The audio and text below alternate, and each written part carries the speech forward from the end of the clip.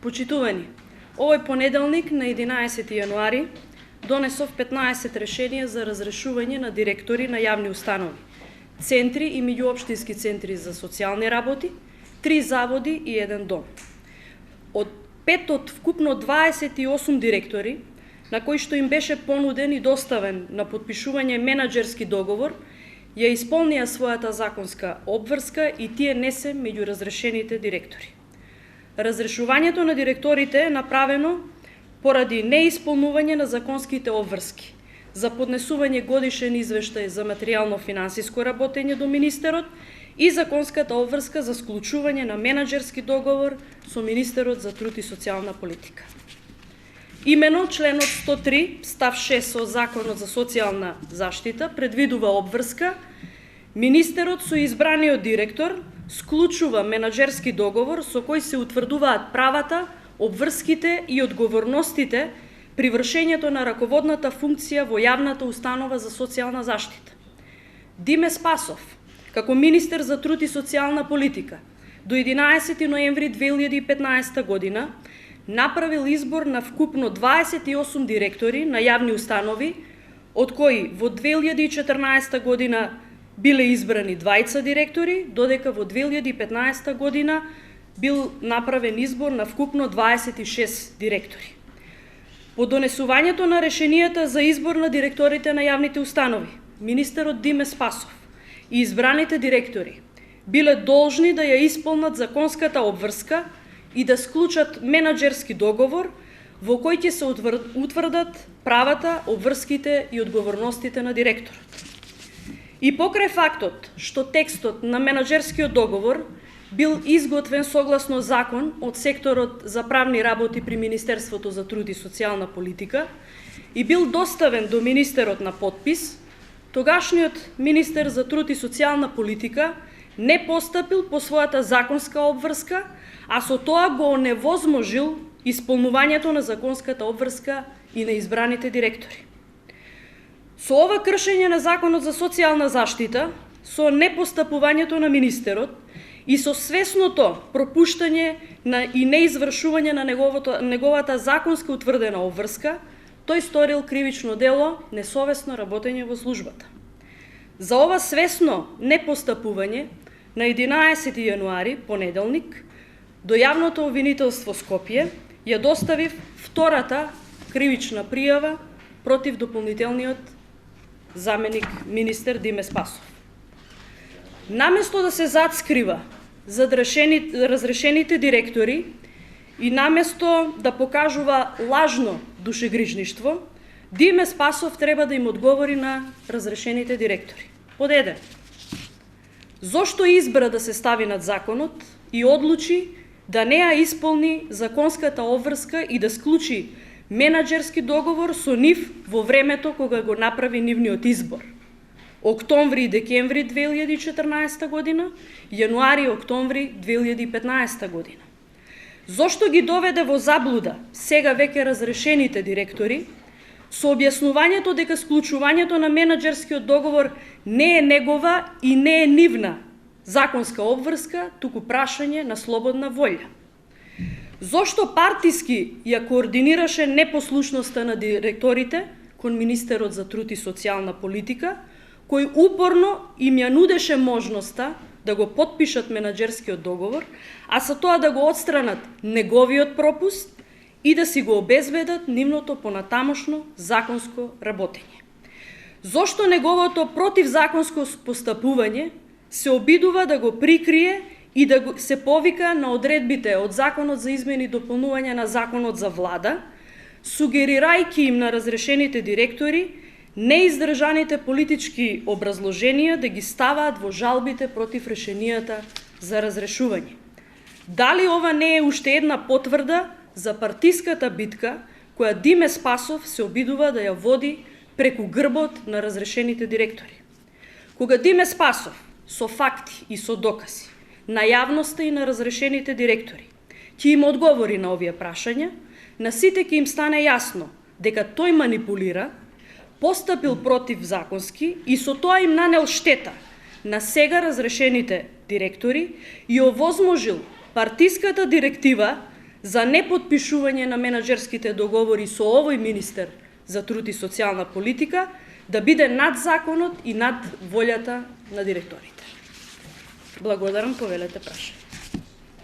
Министерот рече дека до 2000 имале време директорите да поднесат годишен извештај за претходната година. Кој е вашиот став по тоа? Согласно Законот за социјална заштита, избраните директори поднесуваат годишен финансиски извештај, меѓутоа и годишен извештај за материјално-финансиско работење до Управниот одбор на јавната установа и до Министерот за труд и социјална политика. Во констатираната евиденција сметководствена во Министерството за труд и социјална политика, направено со записник од страна на посебна комисија, формирано да ги дознае фактите, дали директорите доставиле извештај за материјално-финансиско работење, ние ги побаравме извештаите за 2012, 2013 и 2014 година. Свесни дека финансискиот извештај за 2015 година ќе се достави во периодот што следува. Меѓутоа, отсуствува нотирањето дека обврската на избраните директори не е само да доставуваат годишен извештај за материјално-финансиско работење, туку и 3-месечни извештаи до Министерот за труд и социјална политика во однос на трошењето на средствата наменети за јавните установи. Значи, кај тие што утврдивме дека ги нема, донесовме решение за разрешување токму по основот на недоставување на решение на извештаи за годишно материјално-финансиско работење. Значи не сите. За сите преостанати кои што не се офатени со решенијата за разрешување, ќе ги направиме во следните денови. А тужбата во вас? Како? Кој е вашиот став за тужбата што река дека ќе ја поднесува? Јас ќе се изјаснам по однос на тужбата кога ќе ја добијам на увид во однос на она што е повикување од страна на дополнителниот заменик министер. Согласно Законот за измени и дополнување на владата на Република Македонија, односно основите врз основа на кои што тој се повикува за доставување на тужба, испушта еден битен момент кој што ќе даде одговор на сите претходни прашања, дали овие разрешувања и назначување на ВД директори на овие јавни установи се прашања за организација на избори или не се. Законот за влада е дециден и вели дека за прашања од кадрови финансиски и правни што се однесуваат на организација на изборите, одлука, односно решава по приговор, односно по барање од страните Државната изборна комисија. Јас не го спорам правото на Диме Спасов да поднесе тужба, предпоставувам до Управниот суд, доколку се сомнева во пречекорување на некакви административни процедури, но за поднесување на тужба за сомневање кое што произлегува за незаконско постапување, покрај тужба тој може слободно да поднесе и кривична пријава, како што тоа го направив јас на 11.1. Да. Истиот ден кога се носи решение за разрешување на директор, се именува и веде директор на јавната установа, која што треба да обезбеди непречено извршување на дејноста на јавната установа. Согласно закон, право на ВД директор има министерот 2 пати по 6 месеци од редот на вработените во јавните установи. Сите назначени ВД директори во јавните установи на местата на разрешените директори се повеќе години вработени во јавните установи, значи тие не се луѓе од други институции, туку се вработени во центрите, меѓуопштинските центри, заводите и домот и ќе обезбедат непречено функционирање и извршување на дејноста на јавната установа. Како? Тие се веде, да.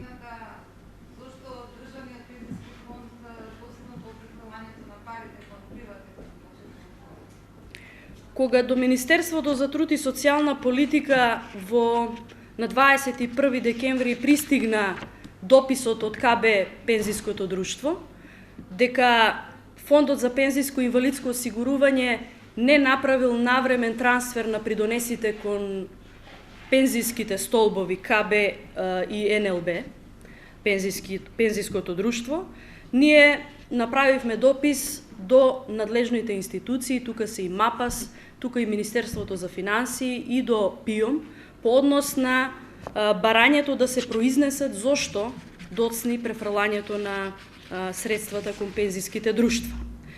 Бидејќи се развиваше во јавност интересот за ова прашање, формиравме комисија која што согласно Законот за задолжителното капитално финансирано осигурување има Министерството право да го врши надзорот над примената на законот, особено во обврската на Фондот за пензиско и инвалидско осигурување во главата 7 од законот. Формиравме комисија која што требаше да ги добие сите податоци по однос на примената на тие одредби од законот како обврска на пензискиот фонд.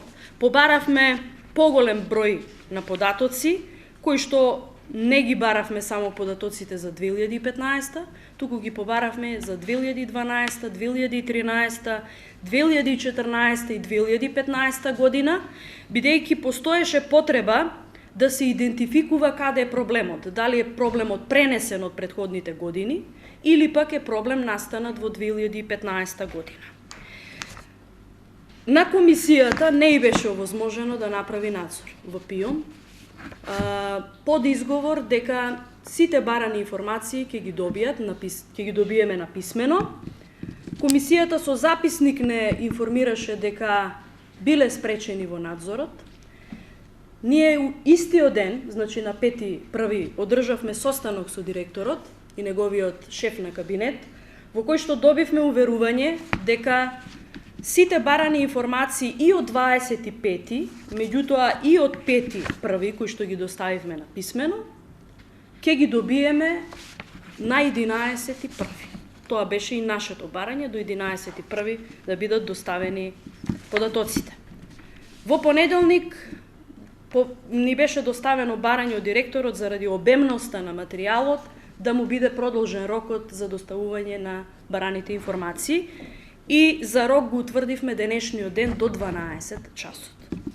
Денеска од обемниот материјал го добивме само ова, на кое што направивме дополнителен допис, во кој што велиме дека не сме задоволни од одговорите добиени тука, бидејќи ова не се колоквиумски прашања за испит на студенти, туку станува збор за сериозни податоци кои што треба да бидат доставени од Фондот за пензиско и инвалидско осигурување со намера да ги утврдиме сите пропусти кои што настанале во комуникацијата на фондот со пензиските друштва, меѓутоа да утврдиме дали постои и друг проблем кој што ние не сме го идентификувале, а се однесува можеби на затајување во работата на други институции.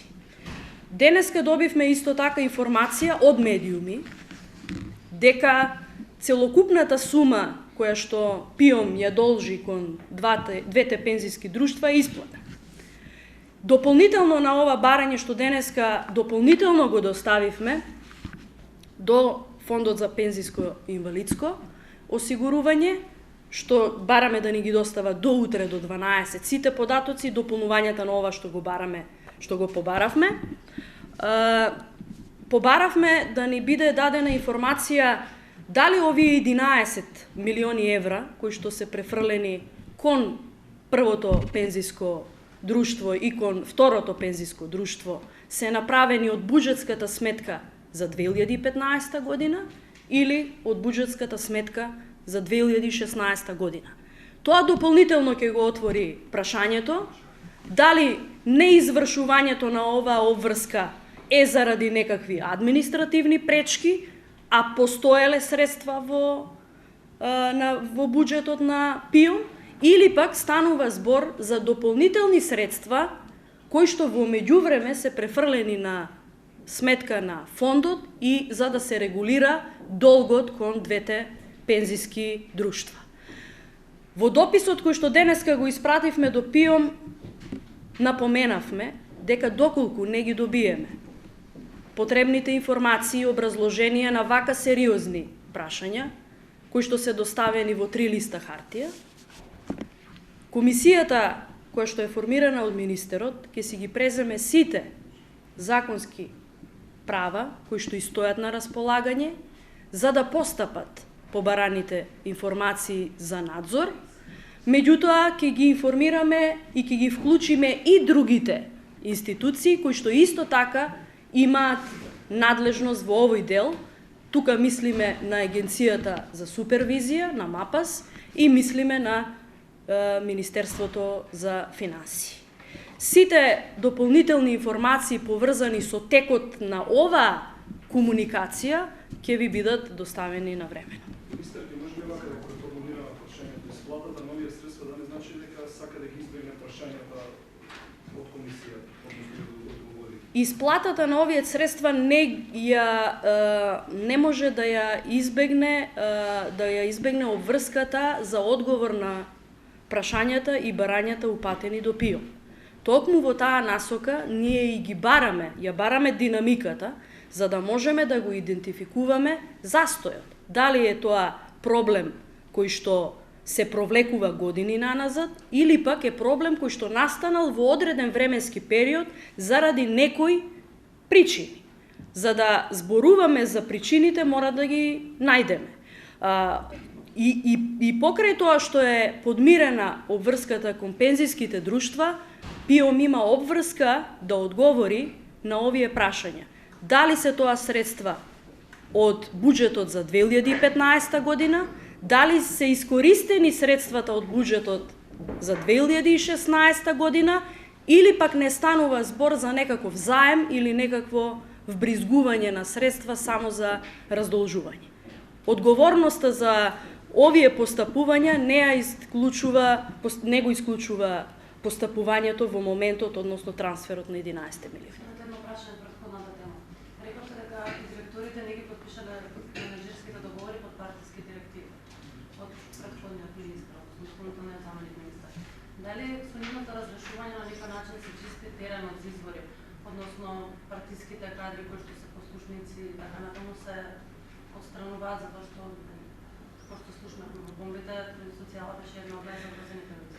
Значи, јас нема да навлегувам во партиска квалификација во однос на она што е припадност на било кој граѓанин во Република Македонија, а од тука и на разрешените директори.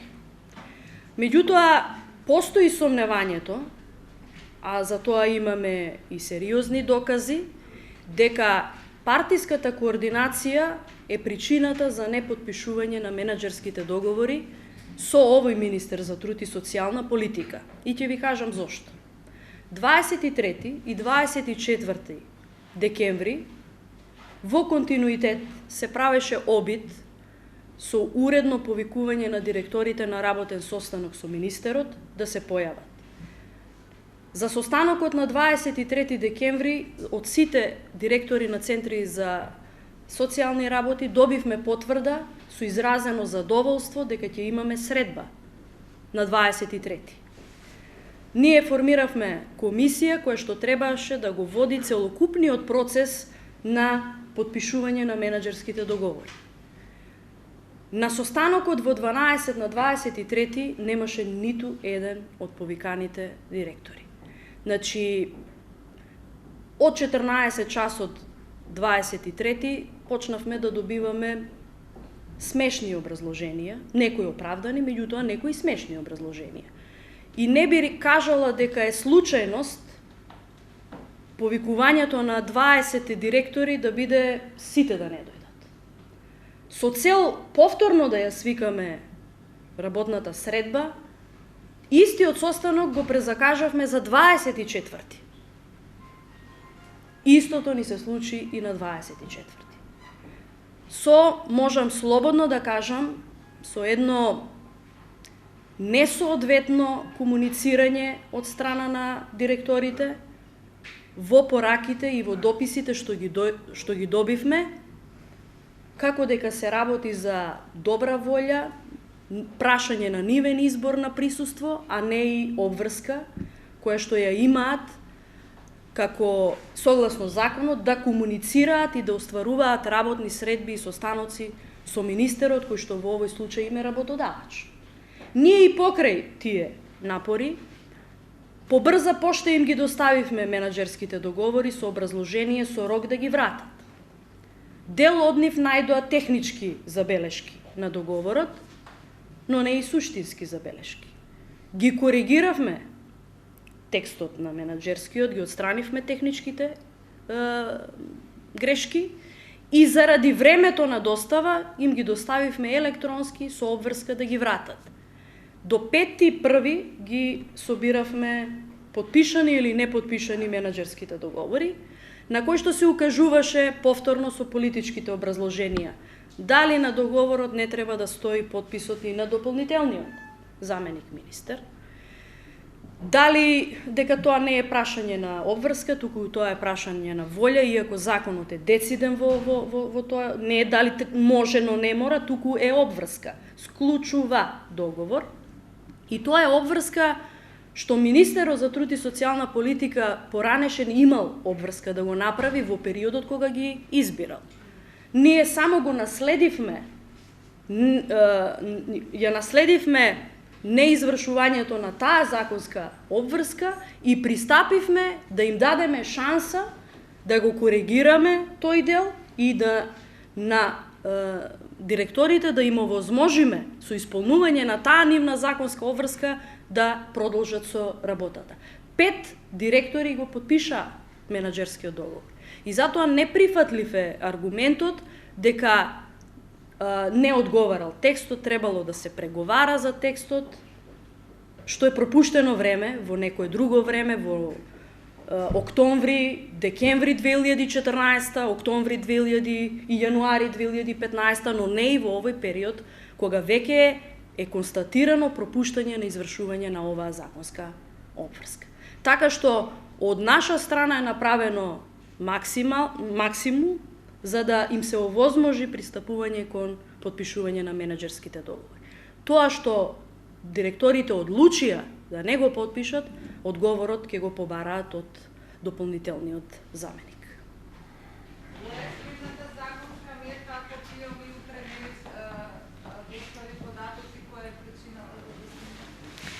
Како што кажав, ќе ги вклучиме и останатите институции, ќе ги вклучиме Агенцијата за супервизија, Министерството за финансии, меѓутоа ќе размислиме и за поведување на прекршочна постапка кон одговорните во ПИО.